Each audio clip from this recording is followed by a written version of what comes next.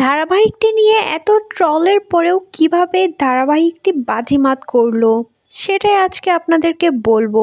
Bullet Sarojini ধারাবাহিকটির নায়িকাকে নিয়ে যথেষ্ট troll করা হয়েছে, নায়িকার গায়ের রং নিয়ে অনেক কটূক্তিও করা হয়েছে, কিন্তু এবার প্রথম পর্বে বাজিমাত করে দিল বুলেট সরোজিনী। তাক লাগানো অভিনয় দিয়ে মন জয় করে নিল সবার প্রিয় দিয়া বাসু। বুলেট সরোজিনীর ধারাবাহিকটিতে এবার দেখানো হলো সরোজিনীর মনে একটা প্রতিশোধের আগুন জ্বলছে।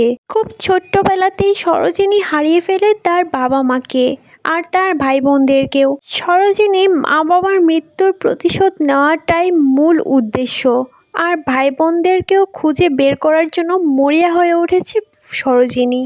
তবে ধারাবাহিকটি 5:30টার স্লটে কেন দেওয়া হলো সেটা নিয়ে উঠেছে চরম উত্তেজনা। নেটিজেনরা বলছে এত ভালো ধারাবাহিক কেন এমন একটা টাইমে সম্প্রচার করা হবে।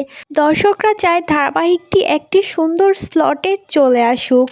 সরোজিনী যেমনটা সমালোচনার মুখে ছিল, এখন তার অভিনয় দিয়েই সে দর্শকদের মন জয় করে নিচ্ছে। আপনাদের কি মনে হয়?